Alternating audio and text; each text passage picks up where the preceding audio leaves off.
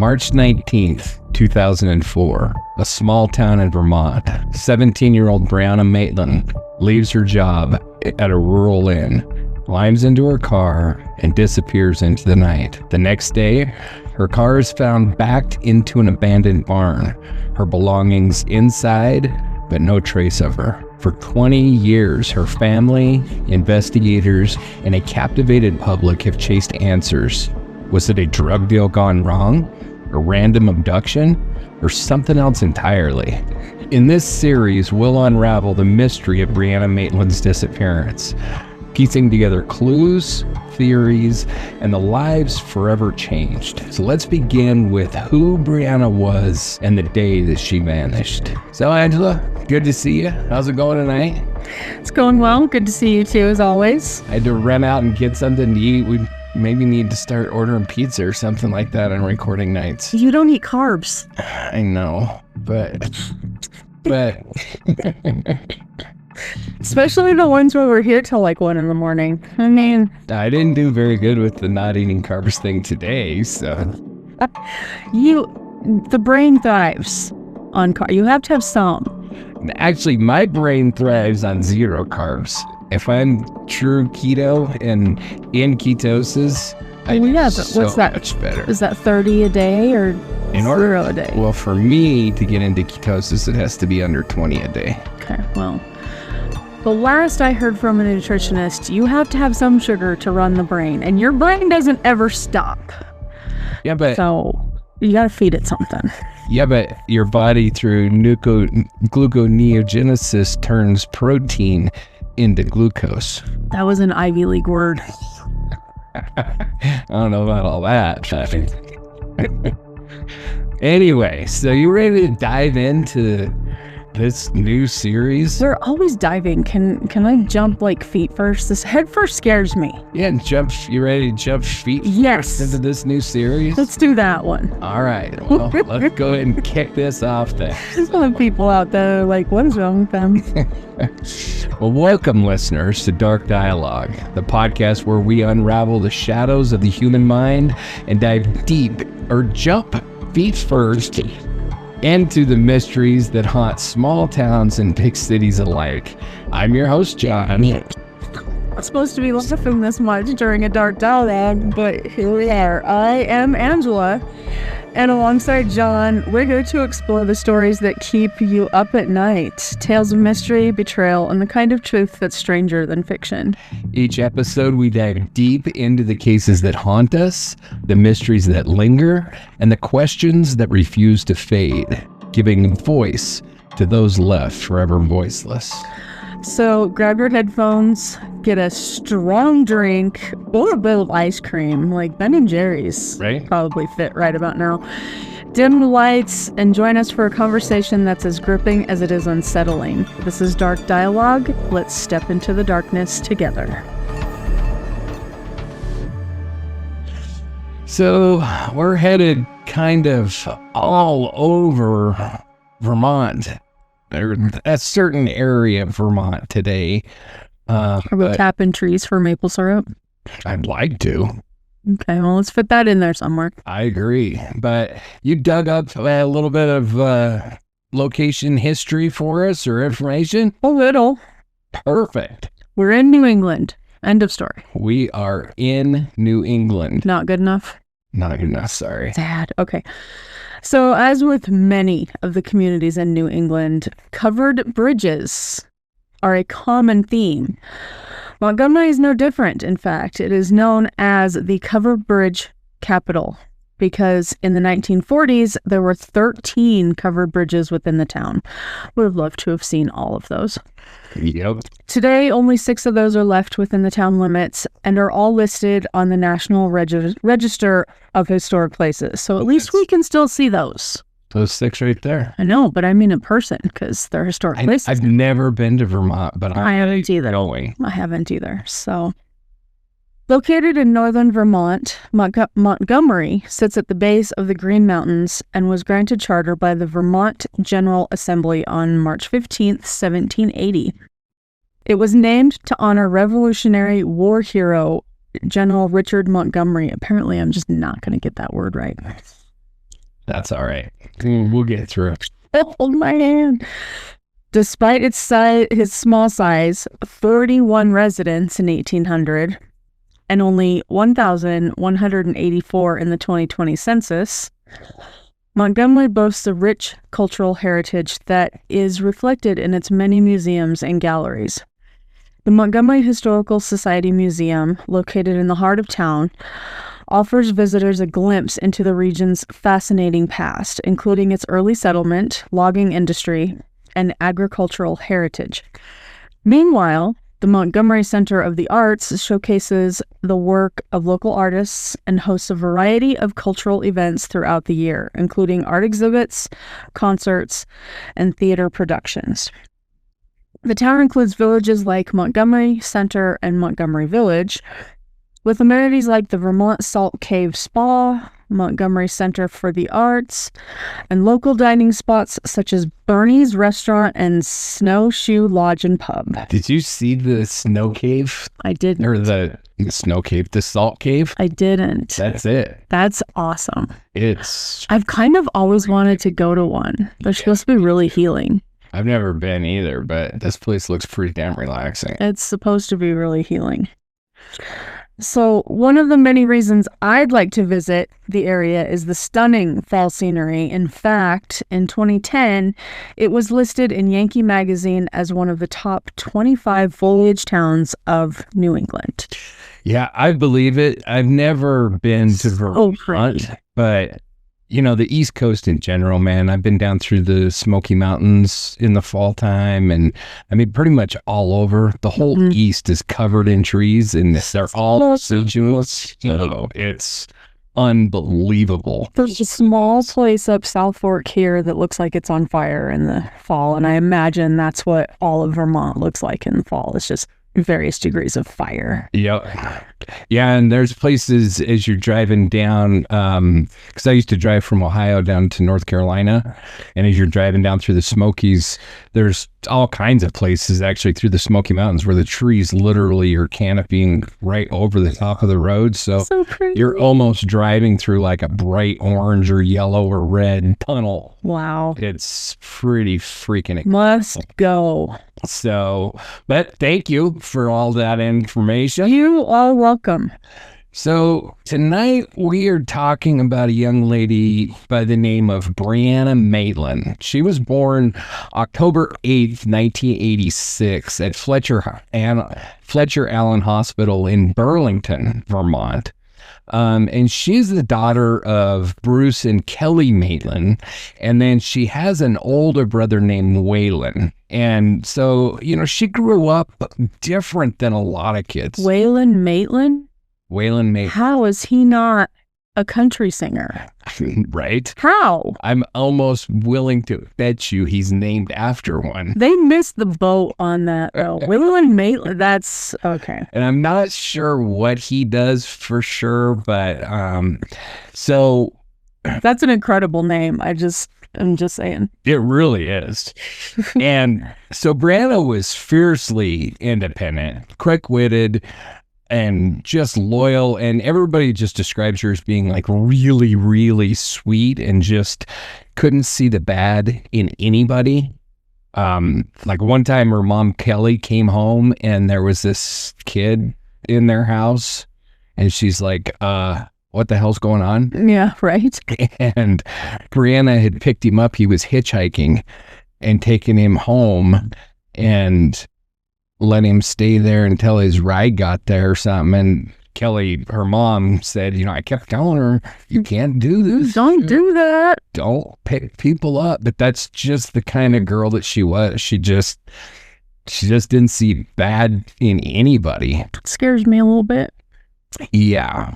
And I don't think that it plays a role in our story tonight, but we don't know because it's really a complete mystery. So, and I couldn't really find a lot of pictures of Bruce and Kelly, but this one here is them right after Brianna's disappearance. And I don't know if you recognize the guy in the white shirt right there, but that's Fred Murray. That's Maura's dad. Oh. This would have been a little after a month Makes that sense. his daughter went missing, and the Murray family immediately reached out to the Maitlands for a couple reasons. One, they wanted to compare notes and see if maybe the same person was involved. Right. And two, to lend support, but they were very early on in their whole tragedy, so it's not like a lot of parents that I think that Bruce is kind of this kind of person now, this many years later, where, they don't give up looking for their own daughter. They don't quit trying themselves, but they also come to a place where they help other people. So what Bruce has thrown himself into is he's created this organization called Private Investigators for the Missing. It's a nonprofit group where they provide funding to pay private investigators to search for, missing people, because what their family discovered through this whole tragedy is you have to be like a millionaire in order to be able to afford to get anything investigator, yeah. And so that's what he did. And then you have, like John Walsh. I don't know if many people, I would assume most people know, but, his boy was kidnapped. That's what started him on his journey. Yep. And then was found murdered. And then he has spent literally the rest of his life helping other parents and stuff like that. And, a lot of these stories you hear, especially when they're little kids, like his boy was, he's one of the first to get on the phone. And he was under 10, wasn't he? I think he was 10, if I remember right. But I think 10 at the very oldest. He was just a little guy.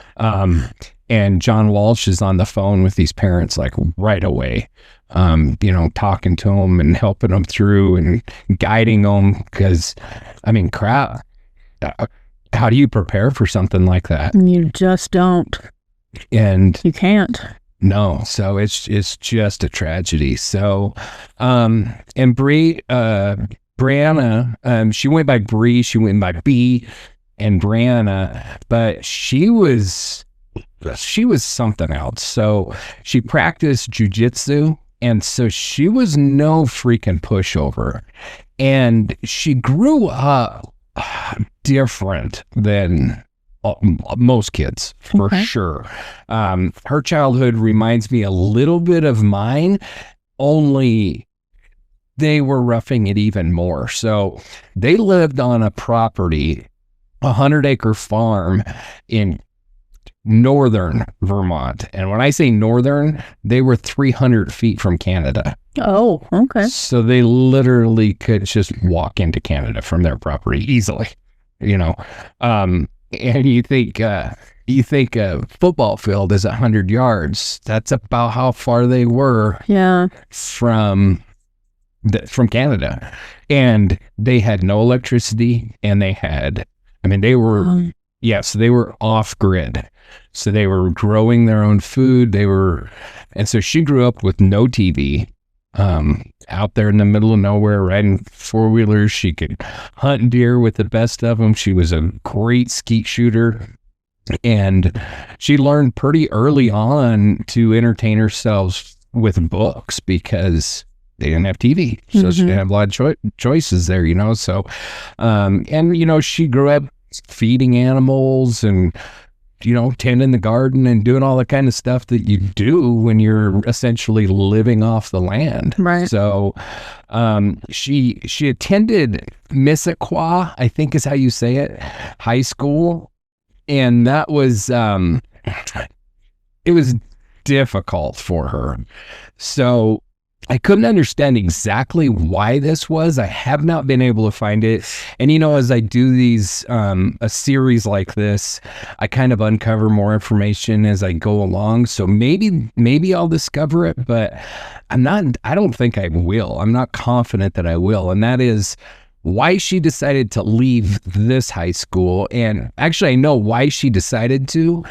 The situation was that her group of friends was about 15 miles away, and went to a different school.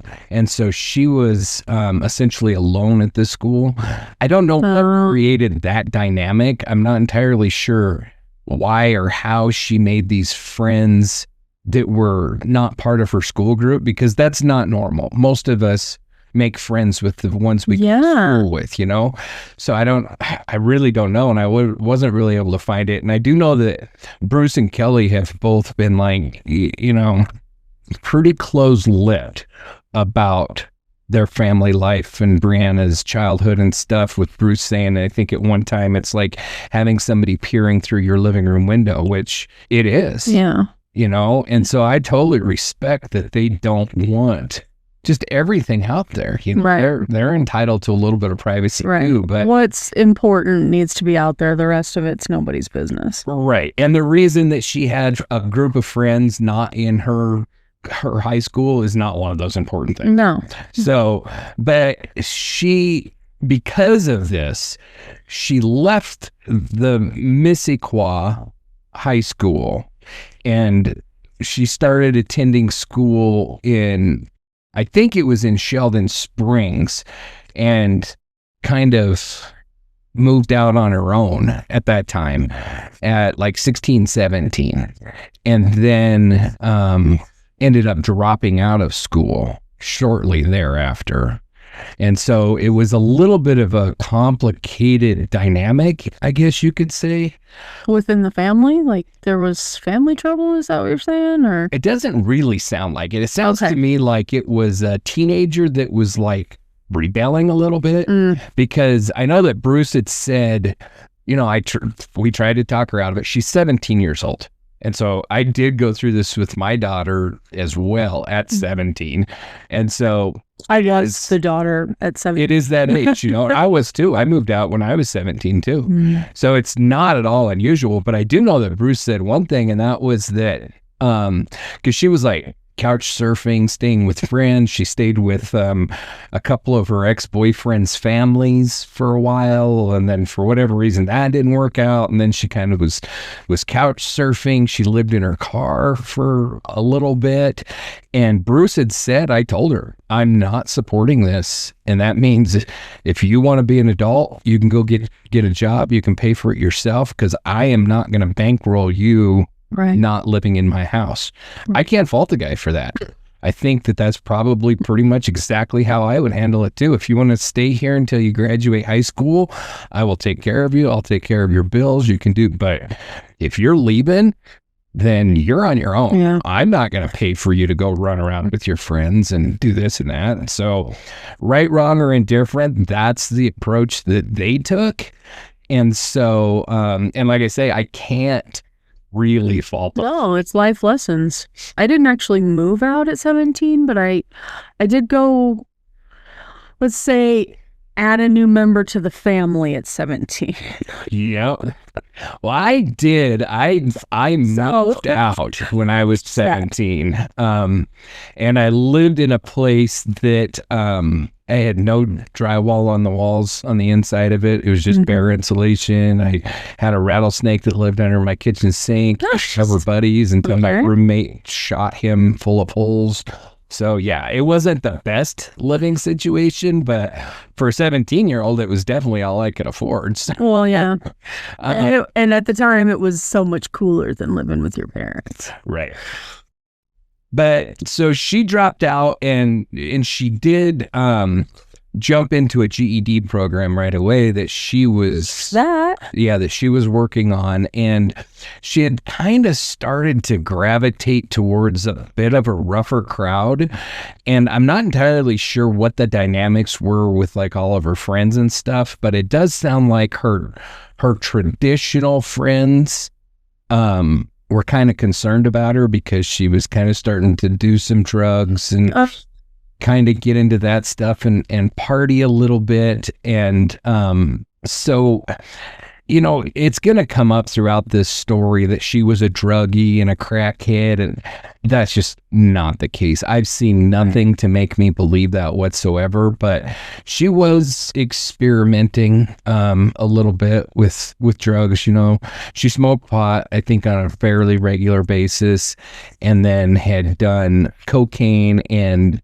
crack cocaine, and there was a major crack epidemic going on in this area, which we'll be talking about. Okay. But during this period of time, there was a lot of crack going on. And so, but, she was, like I said, she was in that GED program, and she was working hard and studying hard. And so by the time we get to March 19th of 2004, she's ready to take her equivalency test. And so to kind of just to demonstrate, the relationship between her and her parents, I think it's really important to just highlight that her mom, Kelly, picked her up that morning, took her out to breakfast. Brianna went and took her GED equivalent, or her exam, sailed through it, no problems. And then her and mom went out and celebrated. So they went Thanks. Yeah, so they took a trip up to Burlington, Vermont, which was it's not too far from where all of this story is happening, and so they went to Burlington, and they did some shopping, and went out to eat, and that kind of stuff. And so it was a bit of a celebratory day for sure. And then Voice just cracked. she needed to get a pair so she had just started 2 new jobs. One of those jobs was at a place called KJ's Diner, where she was going to be a server. And the other one was at the Black Lantern Inn, where she was going to be a dishwasher. And so both of these are relatively new jobs at this time. Okay. And so she needed a pair of pants for her KJ's Diner gig. And so Mom Kelly took her shopping to get those pants and stuff like that. And she said that when they were in the store, Brianna all of a sudden kind of was looking outside and acting a little bit funny. And then she said that she was going to go outside, that she would just meet Kelly at the car. And then when Kelly went ahead, she bought the pants and everything and went out and saw Brianna standing by her car. And she said that it had everything had changed kind of at that point, that her demeanor had changed, and she was kind of acting a little nervous and jittery, and it was like, I got to get home. I just got to get to work. So the rumor mill has said multiple times that she was warned at that time not to go to work that night.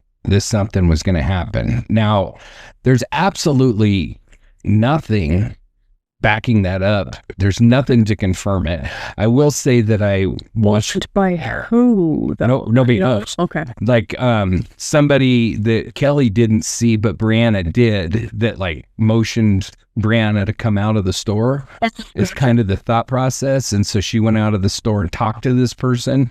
But I don't know really where the root of that came from. For a long time, when I first heard about this story, I just thought that was fact. That just was something that happened. But then as I get to digging into it, it's not fact. It is fact that Kelly said that. I watched the interview. Actually, it was on the Disappeared show. Brianna has an episode on Disappeared, and Kelly's in there, and she says on that show that, that she acted way funny and stuff like that. Well, later, our dad would say, I think she was going outside to have a cigarette, and she didn't want to hear her mom complaining about it, or didn't want to hear anything about it.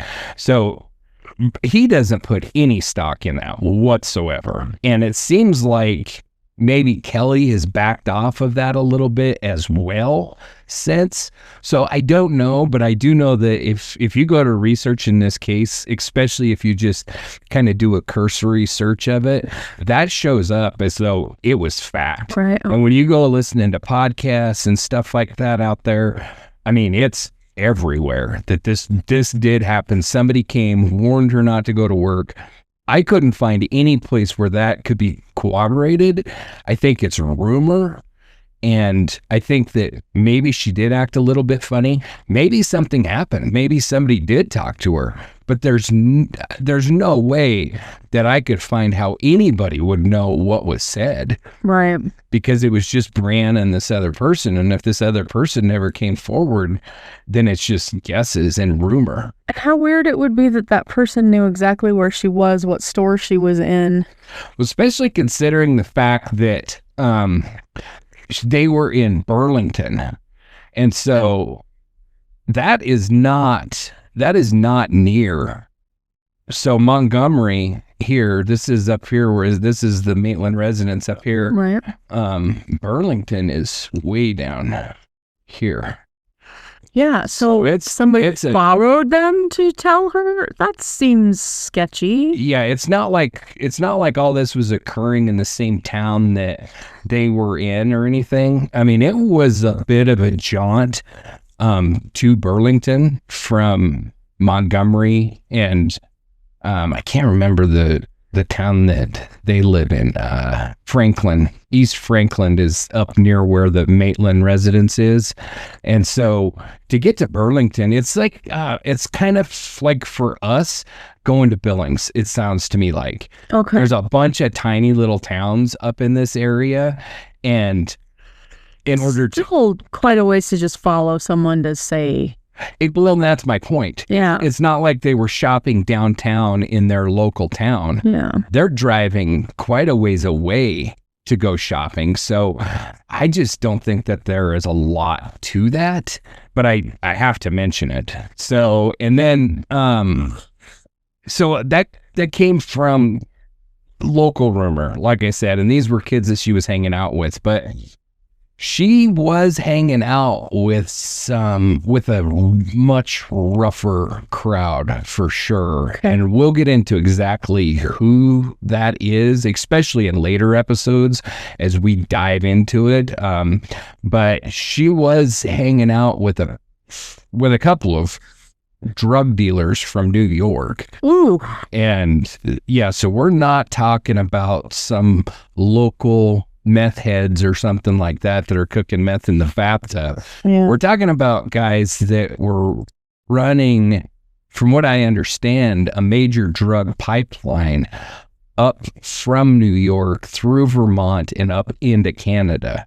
And so it kind of seems or sounds to me like they were kind of soldiers of a larger organization, or, working under a larger organization. And she was potentially a mule?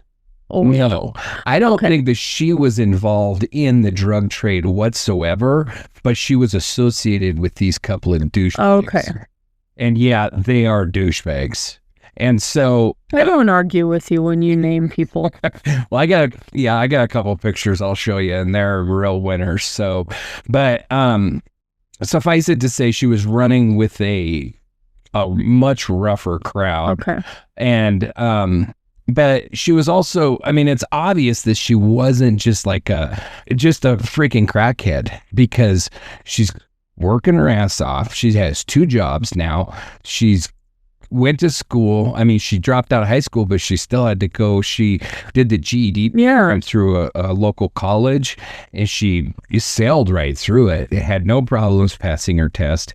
And so when you get to research in her case, there's a lot of people that make her sound like she was a drug mule, potentially into trafficking drugs or something like that, or was a major crackhead. And there's just no way. I just don't see any possible way.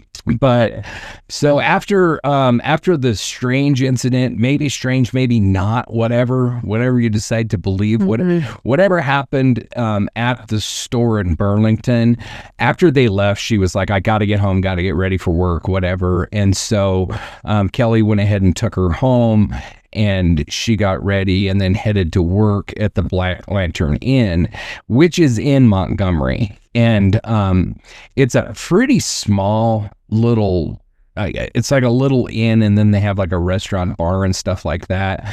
And like I said, she worked as a dishwasher at that place. And so there's been a lot of speculation, because she said that she would be home, she expected to be home sometime between 11 and 12. And I've seen in a lot of different places where people have said, oh, well, she was working the closing shift, but you never know when you really get off or what. The truth is, she was a dishwasher, and as a dishwasher, you never know when you're getting. Yeah, you're done when you're done. And that's the restaurant industry in general. Yeah. But it's especially true with dishwashers. Sometimes they're out the door way early, because they're the first ones to leave when things get slow, and they'll hold on to like the couple servers or something in case somebody comes in. If they're slammed, they're sometimes the last to leave, because they got to make sure everything's washed and cleaned up and everything before they can go home. So she worked her shift just like everything was normal. No issues were reported at all during her shift. And then the Black Lantern Inn, it sounds like they fed their staff if you're on shift or whatever. And so it's pretty common. It's pretty common in the restaurant industry, yeah. And apparently they offered her, dinner or whatever, and she said, no, I got to get home because I got to work my other job in the morning. So she was scheduled to work at KJ's Diner the following morning. She's burning the candle at both ends. Yeah, so she's really busting her butt. It doesn't matter really, but I'm finding myself slightly annoyed that the Black Lantern Inn is red and white. I don't know. I'm assuming I have a very literal feeling sometimes, and I was a little upset to see that there's no lanterns. Where are the why? Well, there might be lanterns. I know. I don't know. It just, my brain does something when you say it, and now that you're showing me pictures, I'm like, that's not what it said. What my brain said. Anyway. I'm just rambling. I got give you a minute to take a I breath. have no idea. But this is old country, too. You have to remember. That's true. We're in some of the oldest part of the United States. It's still beautiful. It's just throwing me off. But I don't know like kind of what food they have and all that kind of stuff. But it was a restaurant bar. But I don't get the impression that it was like a bar where people are going to go party. I mean, Montgomery at this time in 2004, like a cigar bar type feel. More like a restaurant that has a bar as a part of it. Gotcha. So you're going to have a drink with your meal or something like that. But I don't think that there's people like partying it up. It's not really a sports bar kind of place. It's more you sit down, you have a glass of wine or maybe a cocktail or something with your dinner. But steak and potatoes. Yeah. I don't know what kind of food they serve, but kind of what it feels like. Well, it is New England, so they could have some really killer lobster. That's what I'm saying. So, but I don't know for sure. And that might be something I dive into a little bit deeper for another episode. Is a little bit more about the Black Lantern Inn, but it doesn't factor real heavily into this story, with the exception of it's the last place she was seen alive, and it's where she left from, where she was told not. She. Allegedly told not to go. Right. Okay.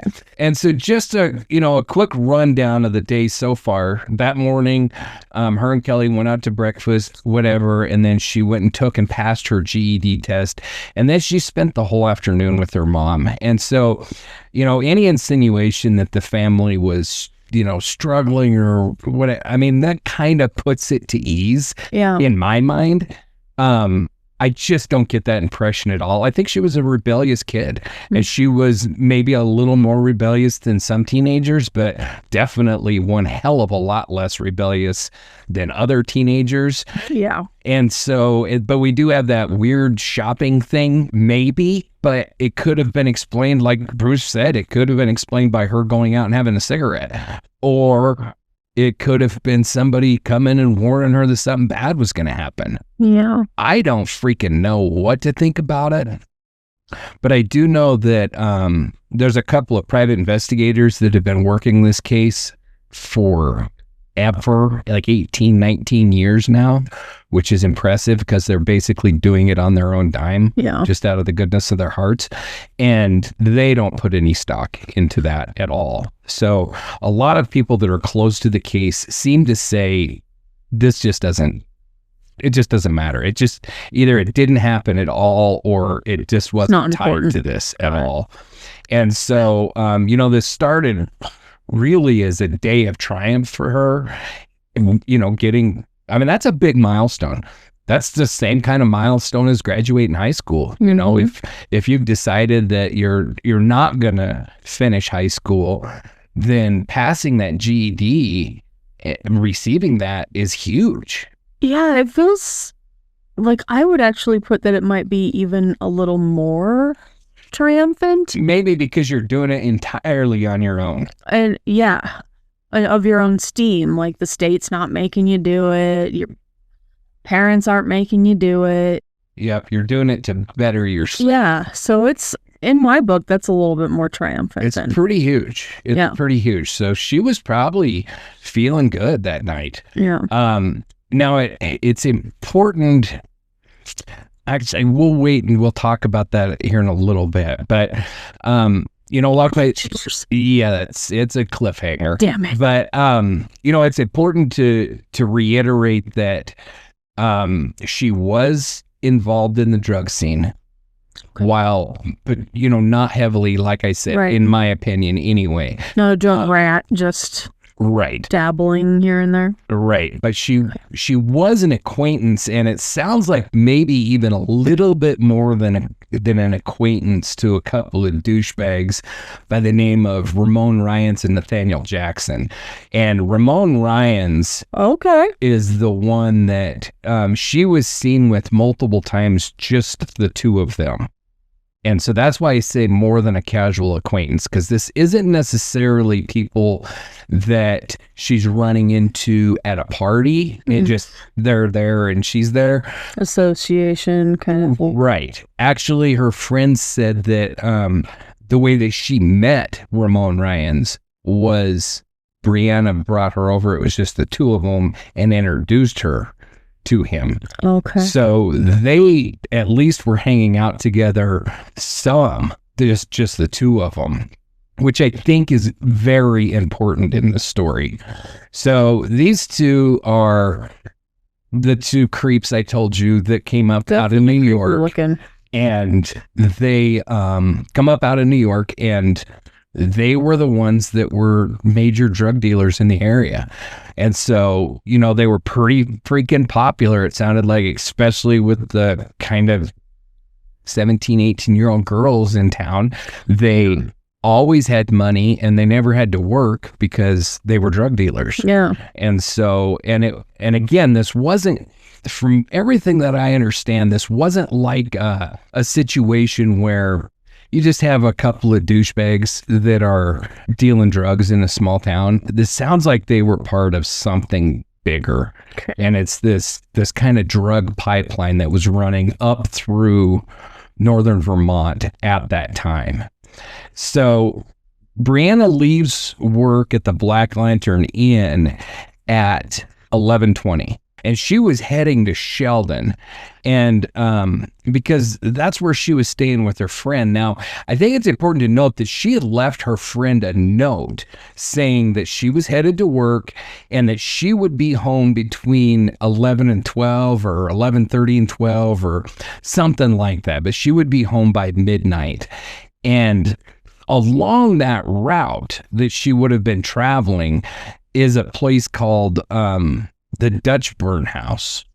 And so if you know anything at all about this story, then the Dutchburn house comes up all the freaking time, because it's going to be where her car is going to be found.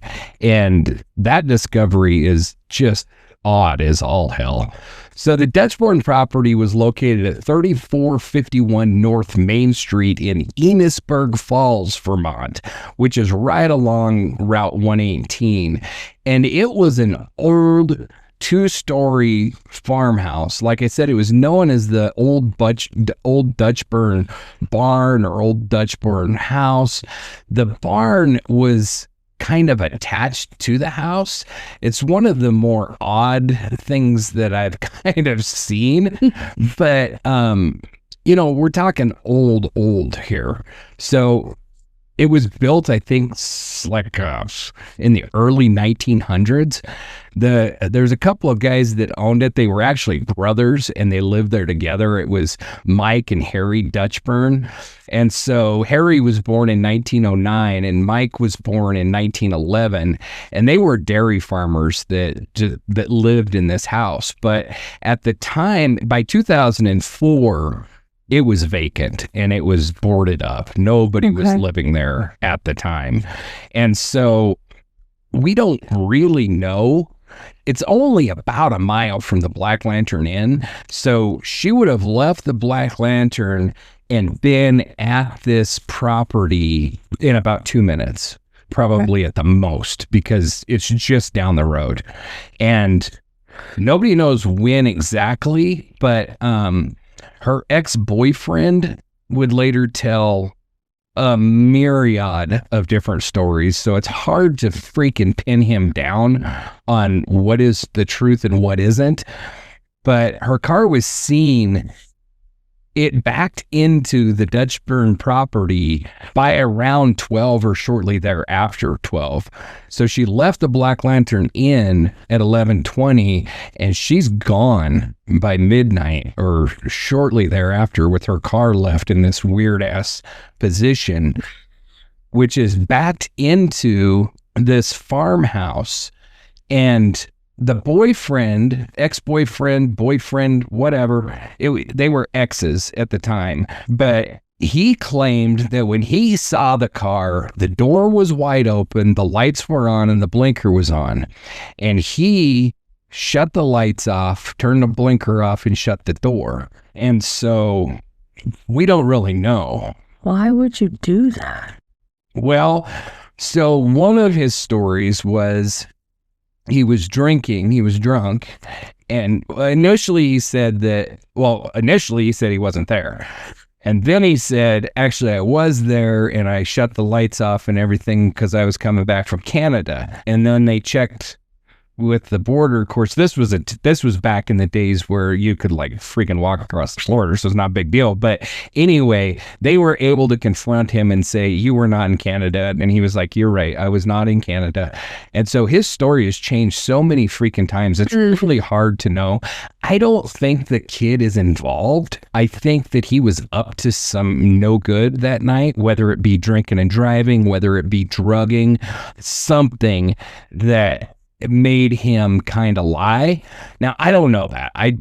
Who the hell knows? Mm-hmm. But that's kind of the impression that I get.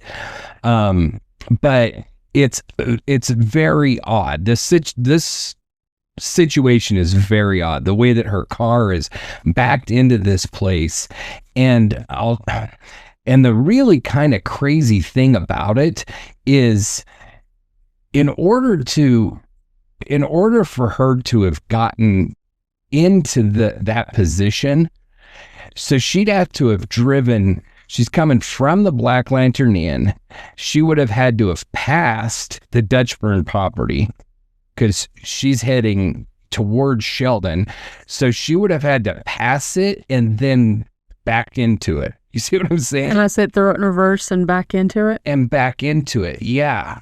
So so like maybe she saw somebody on the road and just backed up into.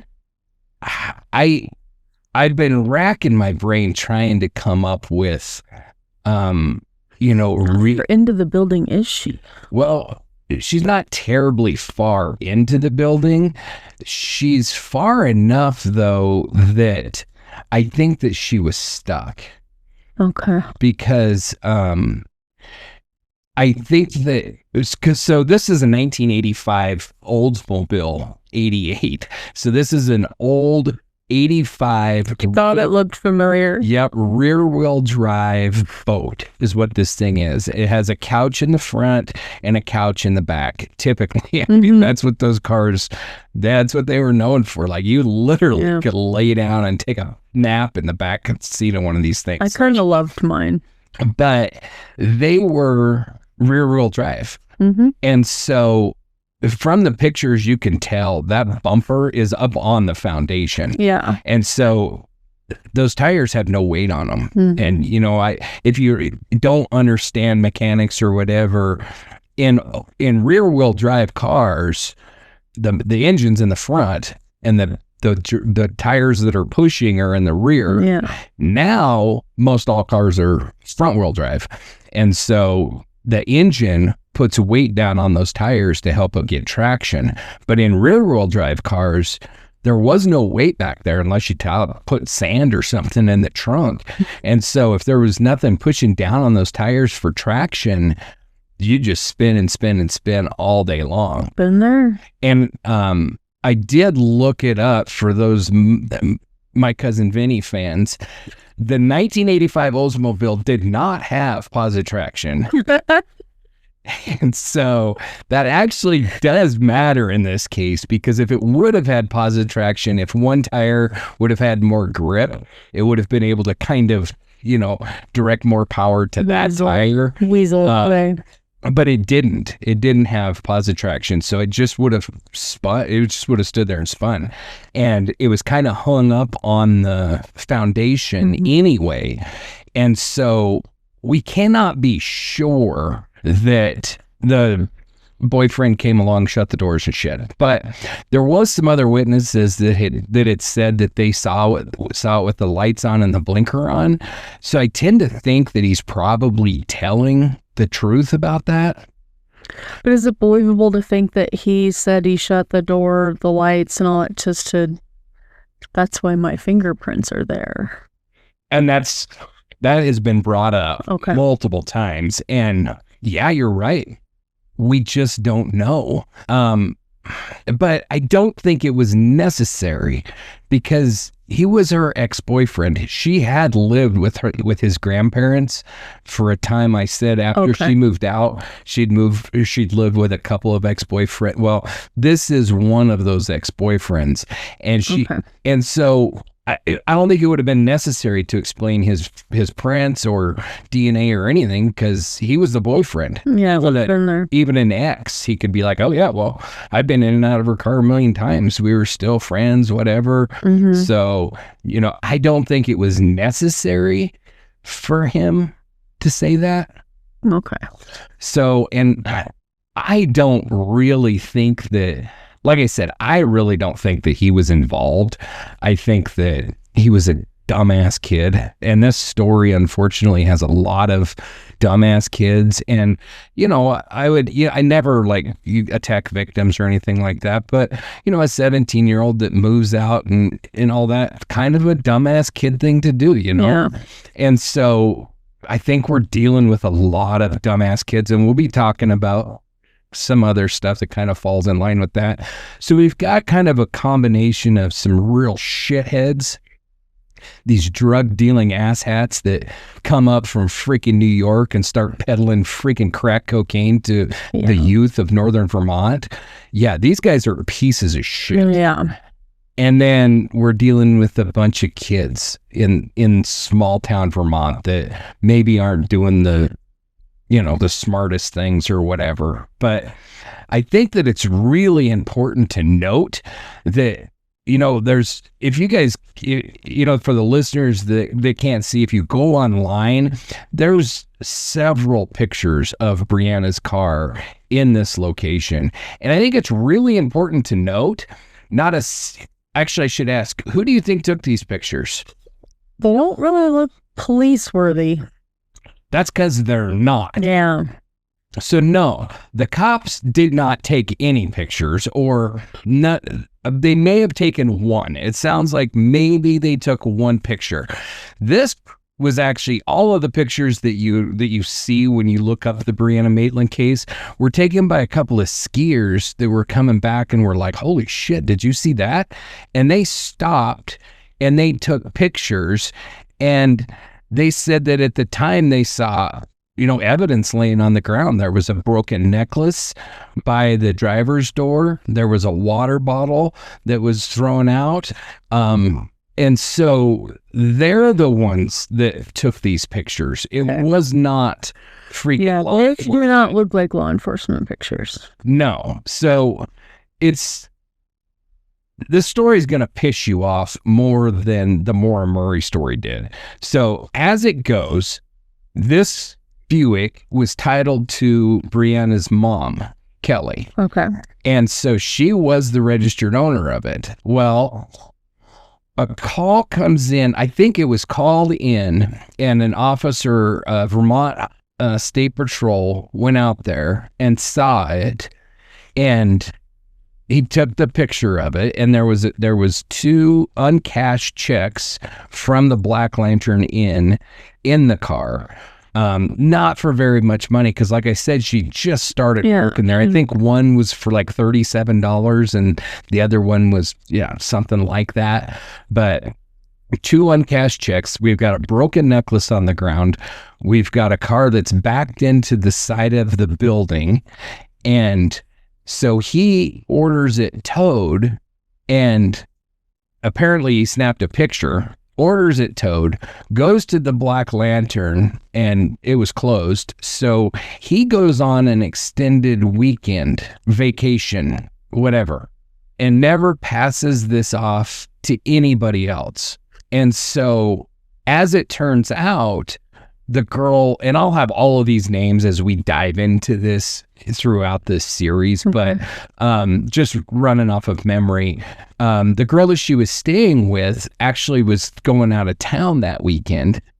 And so she saw the note that Brianna would be back, but she left, and she just kind of assumed that Brianna had decided to stay with her parents or whatever. I mean, this is kind of the hazard when you're couch surfing, is you don't necessarily have somebody that's looking for you every night to be home. And so when she gets back from her trip, from her long weekend trip, then she calls Kelly and is like, "Is Brianna there?" And then Kelly, again, that's Brianna's mom, is like, "No, I thought she was with you." Right. Well, that's when now it's time to raise the alarm. It's time to say, "Oh shit, what's going on?" And so then Kelly calls Bruce, who's on a sales trip up in New York, and he comes racing back home, drives all night to get there.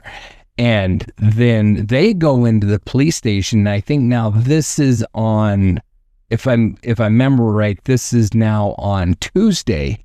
They go into the police station to report her missing.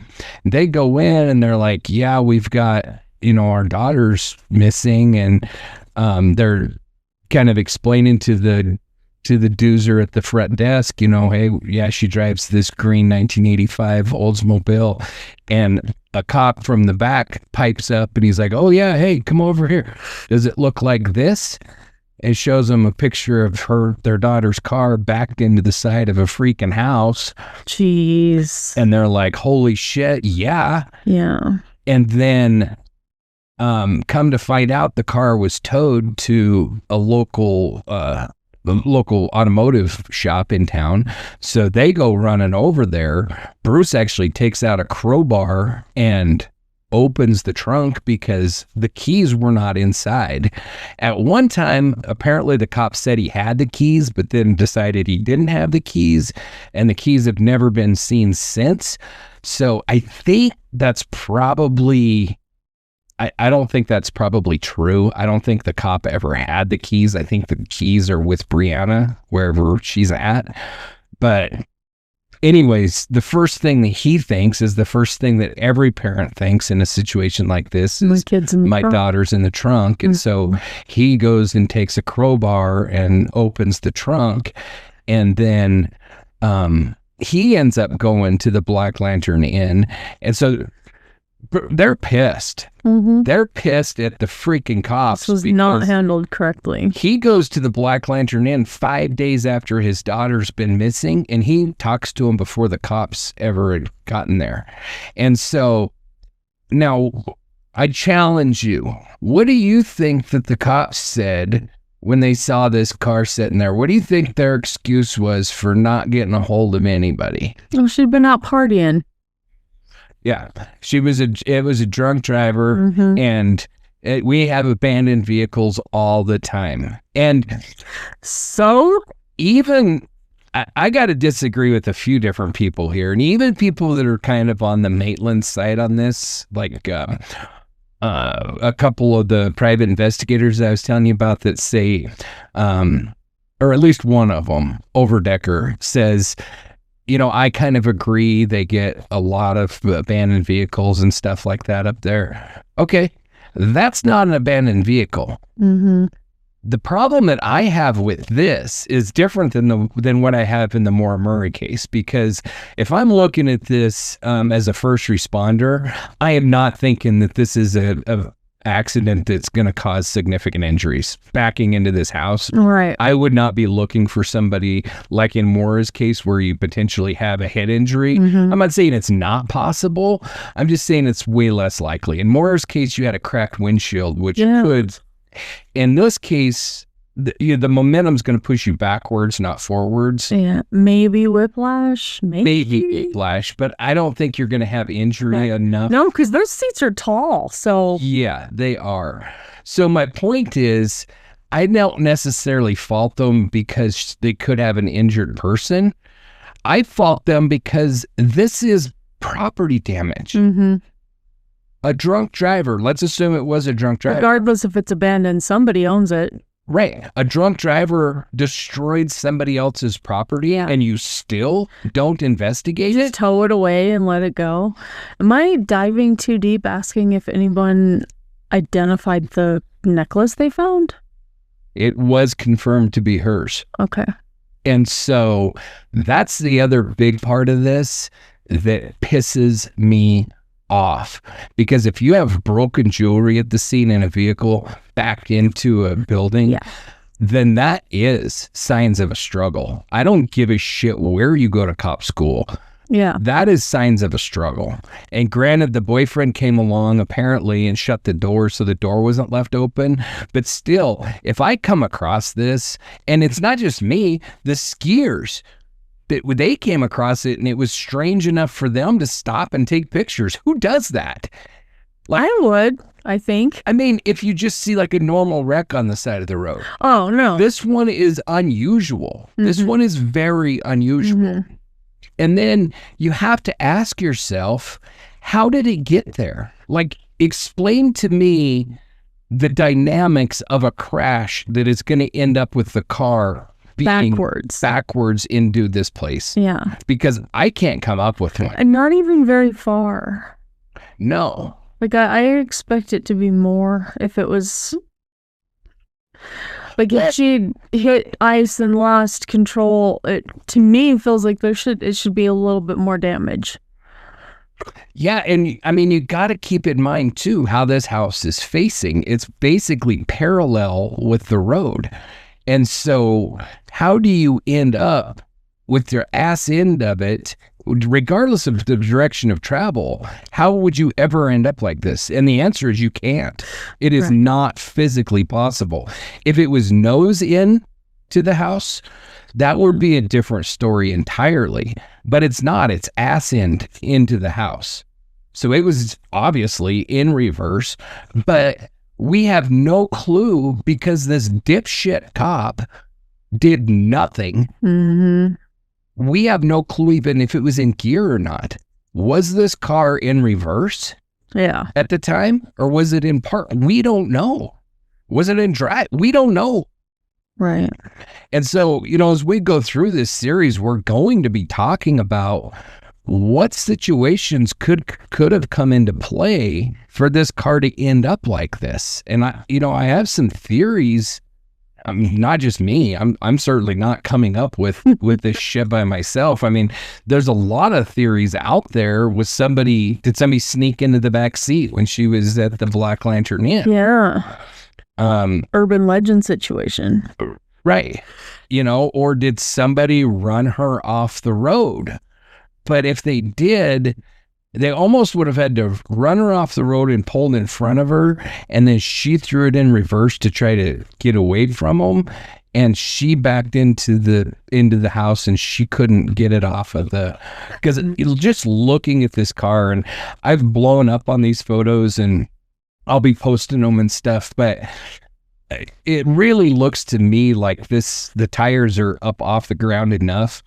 Yeah, they're not touching anything. It would not have been able to pull off of that concrete, because this is right above or right below where the bumper would be is where the foundation to this house is. Yeah. And so the car is sitting on concrete. It's not on wood.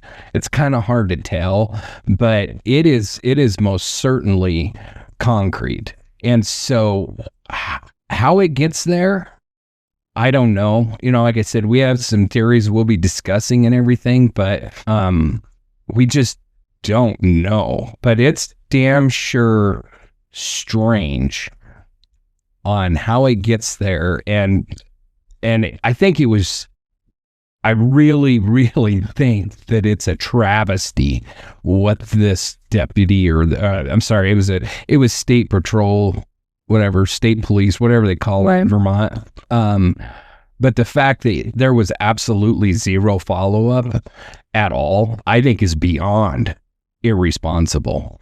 And I say that because, like I said, we're not talking about a vehicle that was abandoned on the side of the road. We're talking about an accident where a property was damaged. So the fact that he didn't call the registered owner of that car and be like, hey, what the hell?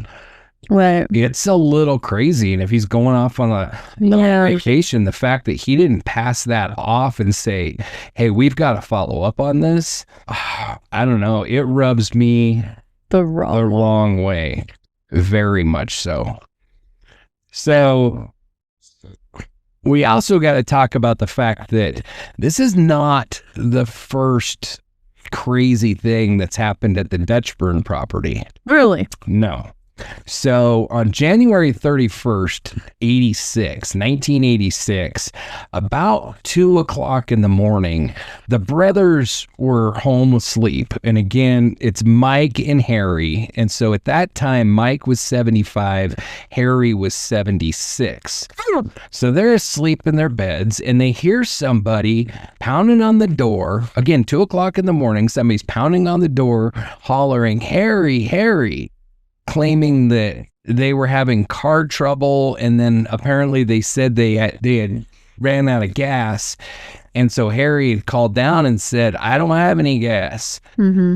And then I think Mike headed down to see what the hell was going on, but before he could get to the front door, they kick in the front door and attack Mike.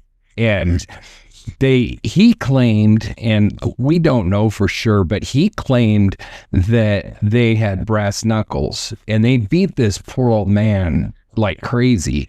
And then Harry grabbed this stick that he used to prod cows with, mm-hmm. and went to defend his brother. Well, they took the stick away from him and beat the piss out of him with the stick. Jeez. And then so the Dutchburns were known to, and this was not at all unusual for people of their generation, especially people that came through the Depression, had a strong distrust for banks. Mm-hmm. That's something that still lingers in the elderly community now, because you got to keep in mind that when the Depression hit, people that had their money in banks lost all of it. So they stash it in odd places. So they were known to have a lot of money on hand, and it was stolen. And I heard anywhere between $6,000 and like $8,000 was stolen from them in cash. And then the home invaders took off, and the old men were taken to the hospital. Harry ended up getting 10 stitches. Both of them had severe facial injuries. I mean, they had the shit kicked out of them, Right. essentially. In their 70s. In their upper 70s, 75 and 76. So we're getting pretty damn close to... Terrible. Well, and the sad part of it is they were never able to return to their place. I mean, I don't know. I heard it reported a couple different ways. Either they returned for a very short period of time, or they never went back at all, because both of them were put into... They needed so much help, yeah. After this, whether it was immediately after or or a little while after, it seems pretty obvious that this was the reason that they were put into extended care facilities. But a kind of a unique aspect of this crime is we're talking about a couple of dairy farmers, and so. What does a dairy farm have a lot of other than cows? Milk buckets. And cow shit. Oh, yeah. And so the cops kind of put the word out that said, hey, keep an eye out for cash that smells like a barn. Well, it turns out Champlain Chevrolet in Enosburg, a couple of these bright bastards went in right after the crime to pay cash for a brand new car, and the cash smelled like cow shit. Nice. So obviously Champlain Chevrolet calls up the cops, and they come and they arrest Daryl Clark, who was 37 at the time, and Louis Gilbeau, who was 31. But this is the jacked up part. And listening to especially the private investigators on Brianna's case, Vermont. I think, what did Overecker say? Like, you have to drive a pickaxe into the head of the governor to get any kind of prison time in this state. Like, jeez. They just don't penalize crime. And so Daryl gets sentenced to 5 to 10 years. He's out in 5. Lewis is sentenced to 8 to 10, but he's out in 5. So he has all but 5 suspended. That's how it works. So he was sentenced 8 to 10 years, but they suspended all of it but 5 years. So both of them do 5 years for what is a violent home invasion assault on 2 elderly guys. That could have been attempted murder. Oh, absolutely. It could have been considered attempted murder, and robbed them of a substantial amount of money. And so I think what's that? 5,000 is grand larceny? I don't know in Vermont. I have no clue. Oh, okay. But yeah, I mean, we're good. What's the felonies are stacking up here. Yeah, but 5 years is nothing. I know. I mean, nothing. People get 5 years for all kinds of non-violent crimes. I know. This was a very violent crime. So one good thing I would say is Gilbeau's dead. He died in 2011. I mean, any piece of shit that would beat an old man is a piece of shit. I care less whether they're alive or dead. Exactly. I mean, these 2 men are absolutely defenseless at almost 80 years old. Yeah. And so that's ridiculous. And who are they hurting? Absolutely no one. Yeah, they weren't hurting anybody. They were just a couple of old farmers. I mean, I've known a million of these guys in my life. And, it was pretty common. I know it sounds kind of odd now, but in their age group, it was very common for siblings to not marry and to just stay on the farm. And I know of several old ranchers that either lived with like brother, sister, or brother, and they never married. They stayed single forever, and they just stayed on the farm. It was very common. Or with their parents, and you still didn't leave, because by the time you would leave, the parents needed you, and right, or had passed, and so you just inherited. Did they have any kin, or? Not that I know of. I think they were kind of the last of the line, Aww. and so Sucks even more. yeah. So Mike ended up dying in 91, and then his brother Harry died in 1999, and both of them died in like care Facilities. Yeah. Sad. So, I don't bring that up because it has anything whatsoever to do with the case, but I do think it's kind of important to understand why this house was vacant and why it was just boarded up and left like it was, because it is unusual. And it is literally right on the road. I mean, it is right on the damn road. I don't understand why the state hadn't auctioned it off and it was inhabited by another family by then. Well, I don't know that they didn't still own it. I'm sure the brothers still owned it. I don't think the state. Oh, so this happened. Oh, yeah, this happened while they were still alive. They were just. Well, no, they were dead by this point. Okay. But anyway, this is the Dutch burn house now. So in 2016, some kids burned it to the ground. And so it is completely gone at this point. But I see what you're saying. I don't know who owned the property because it wasn't just this house. It was a huge farm. Yeah. This house kind of sat right on the edge of a huge field. Mm-hmm. And so I'm sure that it went to some next of kin or something, who that was. I don't know. I don't know if they had any siblings. I don't really know a lot about the Dutch burn family other than the two brothers that worked the farm and then the terrible thing that happened to them. Yeah. So, and then just one more thing that I want to talk about tonight. And then as we jump into this, we'll do kind of like we did with Maura Murray.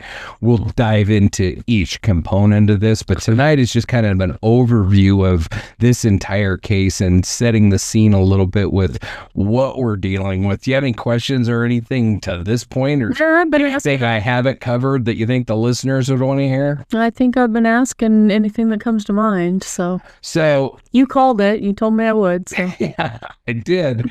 So it's really important to note that because this is going to come up as a possible theory for what happened to Brianna, and that is at the end of February. So keep in mind we're March 19th right now.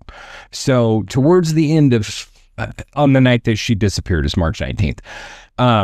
Towards the end of February, her friend, a girl by the name of Keely Lacrosse, had left town. Well, apparently Brianna slept with or quote unquote spent time with Keely's boyfriend. And so yeah, I kind of understood that as they hooked up.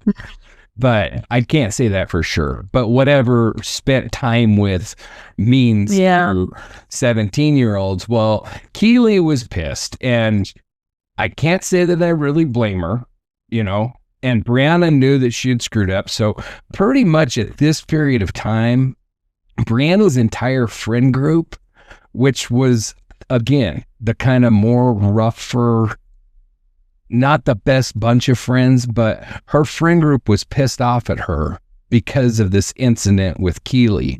And so on February 27th, they ended up at a party together. Well, Keely kept trying to get Brianna to fight her, just wanted to fight her over this boy situation. Well, Brianna didn't want to fight her, so she went out and sat in the truck. Well, Keely and another girl ended up coming out and getting Brianna to roll down the window, and then Keely punched her in the face. And when she did, it broke her nose. Oh my. And I mean, Brianna absolutely refused to fight back. Now, keep in mind, this girl had been in jujitsu, and so she could definitely defend herself. And when Kelly, her mom, asked her why she didn't defend herself, she said that she didn't want any of them to be mad at her. So it's been explained that Brianna had kind of a low self-esteem and was always afraid of like making her friends mad at her or anything like that. And so she seems like she was a little bit kind of a meek kind of kid. Yeah. She could defend herself, but she just didn't want any more out of this mess. But I bring it up for a couple reasons. One, because it is claimed that Keeley killed her, and one of Brianna's other friends shortly after this saw Keeley, because Brianna's friend picked her up and they couldn't get her nose to stop bleeding because it was broken. And so they took her she was taken to the hospital, and she was put in the hospital, and then her friend talked her into pressing charges, which she did.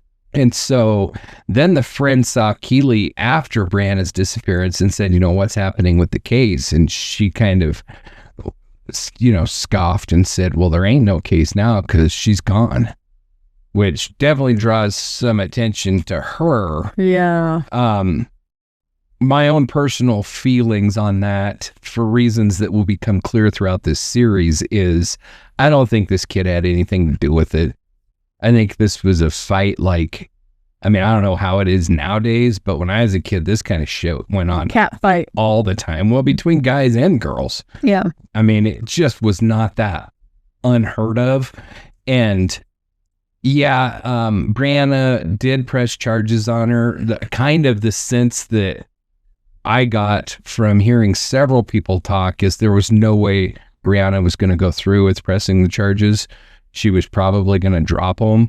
I don't think that, a simple assault charge is worth killing somebody over. No. And this Keeley's not like a great person. She ended up getting in trouble for getting in another fight and biting some lady's leg or some shit. I don't know. So, she's a little bit of a troublemaker, but it just doesn't seem to fit that she's going to kill somebody over this.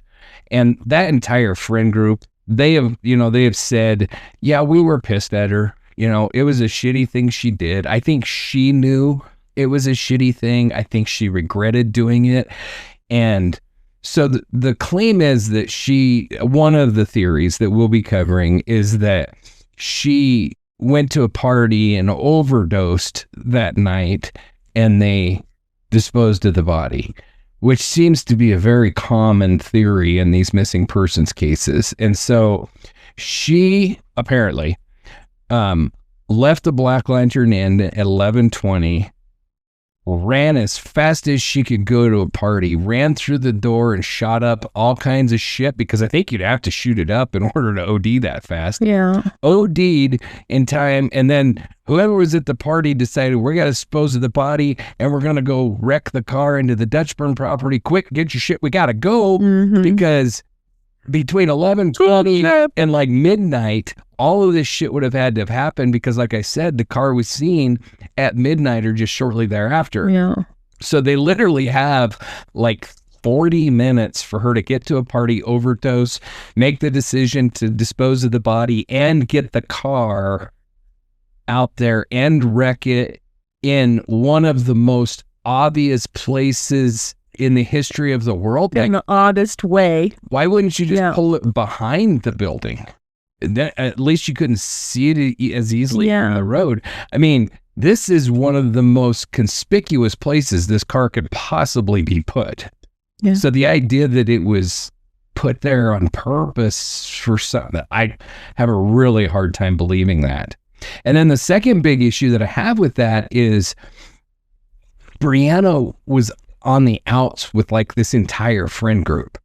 And so she was really kind of laying low. And I can remember back in those days when I was, my teens or whatever, and, you'd I don't know, just something stupid had happened or whatever. And, several people are mad at you and you just like lay low for a few days. Yeah. Just kind of, maybe you don't go out, you just stay home for a weekend or something like that. And then shit kind of blows over. So the idea that she's going out partying with these people, it just doesn't fit. That, the timeline, the fact that she needed to be at work the next morning, and so she was headed home to get to bed so she could get to work. None of it fits. I think that's an absolutely ludicrous story, but it's worth mentioning because it's part of the story. It is brought up as but it seems like, I can't tell you how many of these missing person cases that I research where they say they overdosed and they decided to hide the body. It's like every woman that goes missing overdosed and they decide to hide the body. So March 19th, 2004, a biting cold grips the rural stretches of Montgomery, Vermont, where the night hides secrets in its shadows. At the heart of our story is Brianna Maitland, a 17-year-old born October 8th, 1986, in Burlington, a city that feels a world away from the quiet fields of Franklin County. Brianna was no ordinary teenager. She was a force, shaped by a life that demanded resilience. Raised on her family's 100-acre farm, she grew up mucking stalls, feeding livestock, and hauling hay under the wide Vermont sky. That farm life forged her independence, a toughness that carried her through challenges most kids her age couldn't even fathom. Brianna found strength in jiu-jitsu, training at a St. Albans dojo from the age of 12. She practiced grappling and submissions, earning a junior belt and a confidence that matched her 5'3" frame. School, though, was a different story. Nisqually Valley Union High didn't suit her restless spirit. She clashed with rules, felt caged, and at 16, she walked away, dropping out to carve her own path. Living with friends, couch surfing in Sheldon Springs, she chased her GED with a determination that spoke to her dreams of something bigger, a stable job, maybe college, a way out of the chaos. That day, March 19th, was a high point. Brianna drove 40 miles to Burlington, sat for her GED exam, and passed. A hard-won victory after months of balancing study with work and an unstable life. She met her mother, Kelly, for lunch, their smiles bright with pride. They shopped at a Burlington mall, a rare mother-daughter moment, though Brianna seemed distracted, stepping outside briefly, returning maybe shaken. Some whisper she was warned not to go to work that night, but we don't know for sure. What we do know is that she headed to the Black Lantern Inn, a rustic spot in Montgomery where she worked as a dishwasher and a part-time waitress. From 3:30 p.m. to 11:20 p.m., she scrubbed plates, chatted with coworkers, and gave no hint of trouble.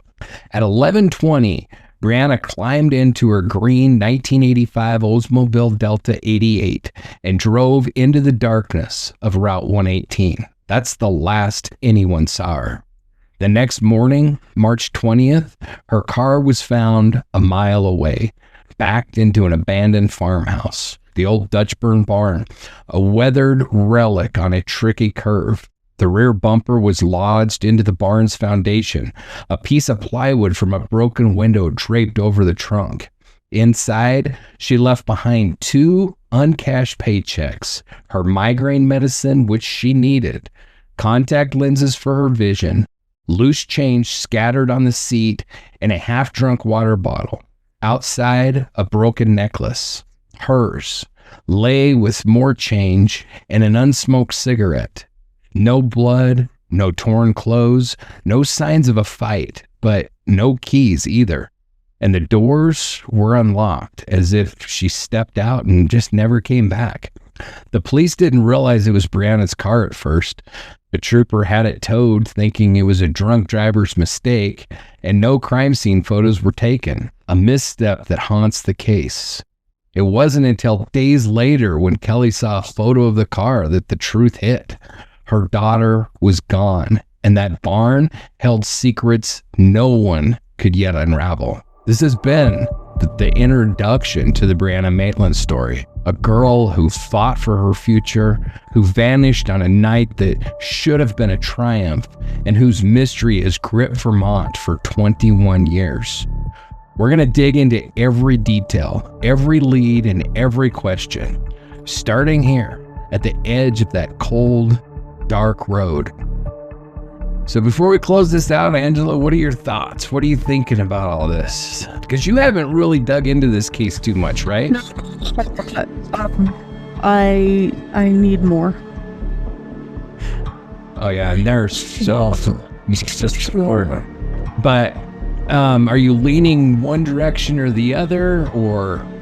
I've been in several directions. Like, somebody took her, she ran away. Like, the same thing with Maura. I mean, all of those directions come out immediately, and it's wiping them away that we need to do. Now, I will tell you that there is a little break in the case. Yeah? Since when? About 2 weeks ago. Really? Yeah. Okay. That was a little loud. I'm sorry. So, do you remember Tim and Lance from the Missing Maura Murray podcast? Vaguely, yes.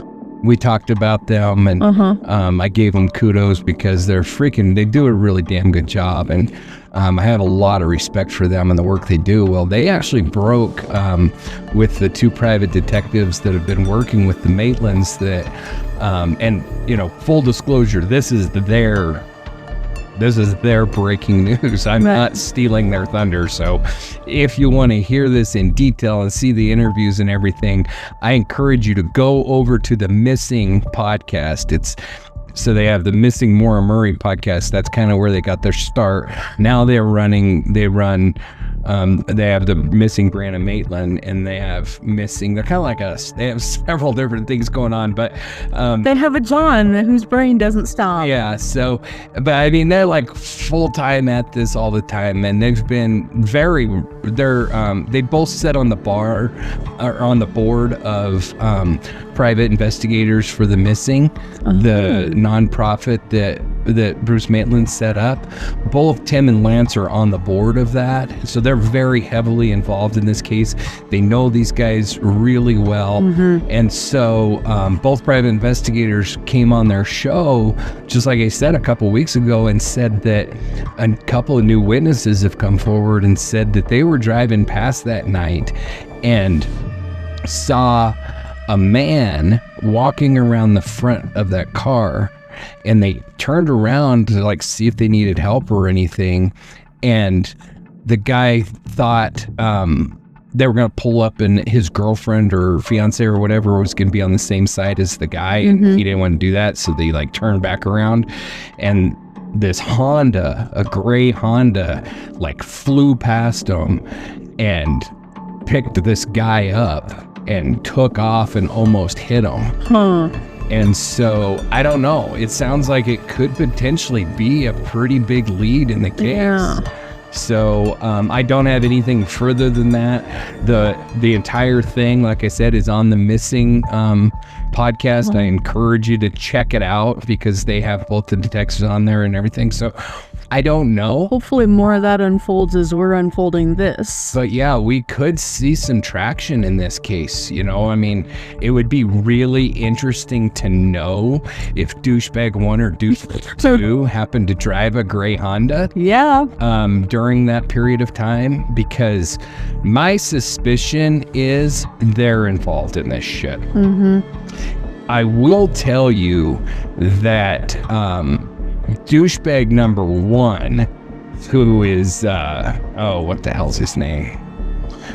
Ramon Ryans, was later involved in another murder situation, which I haven't dug all the way to the bottom of yet. But anyway, this woman killed this other woman, I believe, and said that she had information on Brianna's murder. And it sounds like she told multiple stories and was just trying to get out of trouble. I don't think there was any truth to it. The poor Maitlands had to deal with rumor after rumor after rumor, and her rumor was particularly gruesome, saying that they killed her, took her to a farm, cut her up using a table saw, and fed her to the pigs. And so, but like I said, she told multiple stories. I think she was just trying to play a chip to get out of jail. But, we'll be talking about all that. But I do think, where I'm at right now, I really believe that they are the ones that we need to be looking at very seriously. I'm sure that we will. Oh, we will be. Yes. We'll be diving into all the different theories. Now, this one is definitely different than Maura's. There's a lot of similarities, and we can't discount the fact that they could be linked. It's been talked about. I don't think it's very likely. Okay. Like I said before, I guess if there was a serial killer that ran women off the road and kidnapped them somehow, I don't know, but the Brianna Maitland's case just does not strike me as a stranger abduction. I really think it was somebody that she knew. I really, really think that it was somebody that she knew, which is kind of where I settled with the Maura murder. Well, yeah, frankly. Yeah. Mm-hmm. But, she was involved with some pretty shady characters. And, there's been rumor that she had this big drug debt and they killed her for that. And we'll be digging into it. But the fact of the matter is, number one, drug dealers just don't kill people for drug debts all that often. They want their debt paid. You can't pay it if you're dead. Yeah, exactly. And number two, if they do, it's usually like a statement piece. You don't just disappear. Like they just drive by and freaking fill you full of holes so that everybody knows. Yeah, they're saying something with it. Yeah, you don't just disappear. So, and then you got to add on top of that, she wasn't out of mom and dad's house very long, and she was only 17. How much drug debt can you really rack up when you're going to school, getting your GED, and just 17? You see what I'm saying? Not enough to die over. I mean, we're not talking, I don't care what anybody says, we definitely are not talking about a crackhead that is just doing like a $1,500 a day habit type thing. Mm-hmm. She's functioning. She's working 2 jobs. She's going to school. She passed her GED. From everything I understand, she sailed through it like it was easy as pie. And, she was a really smart kid. I mean, they said that she just consumed books like crazy, but, she read all different kinds of authors, but a couple of them that they noted was Homer and Plato, I think. Goodness. So we're not just talking about somebody that's reading, just random stuff, whatever. She was a smart girl. And so... What are you trying to say? I'm just kidding. I was trying to say she's a smart person. Just kidding.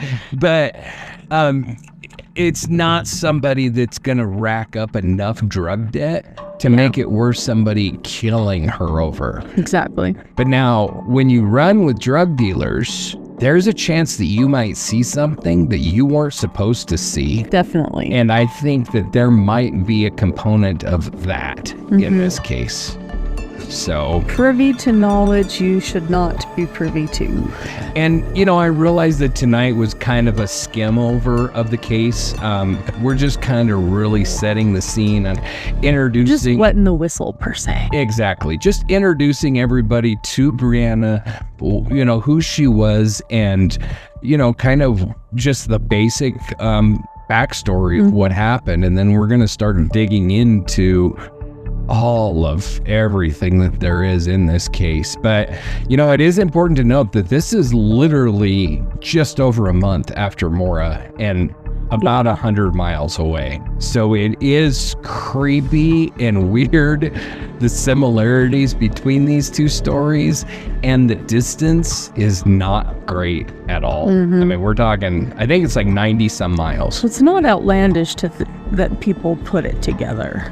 Well, not only that, but I do want to remind you, Maura had directions to Burlington, Vermont. And that's, it's at least assumed that that's where she was headed. Right. So the stories do definitely intersect. It's not just crazy talk where people have put them together. Right. So, but we'll be digging into all of that. But I just wanted to kind of introduce this case and tell everybody what we're going to be diving into over the next few episodes. So as the cold Vermont night closes in on Brianna Maitland's story, her spirit calls us to keep searching. A 17-year-old with dreams of a brighter future vanished on March 19, 2004, leaving behind a car, a mystery, and a family aching for answers. In Dark Dialogue, Vermont's Vanished, we're not just telling her story, we're fighting for truth. Brianna's resilience, her jiu-jitsu grit, her hard-won GED, they demand justice. Angela, how can our listeners step up?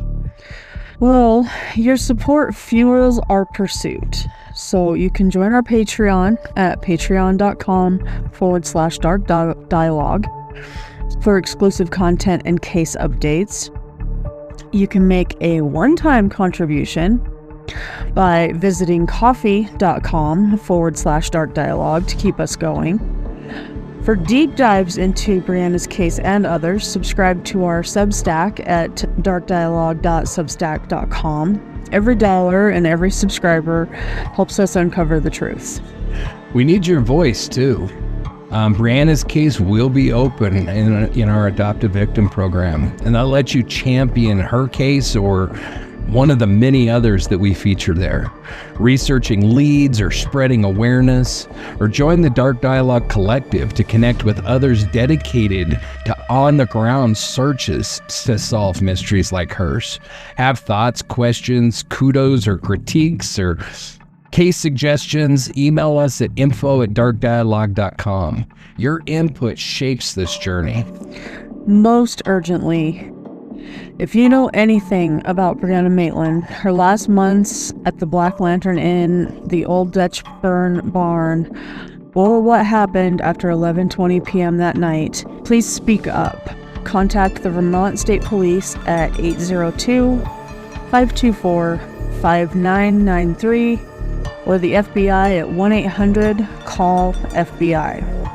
Tips can be anonymous, and if you're hesitant, reach out to us at info@darkdialogue.com, and we'll guide your information into the right hands. No questions asked.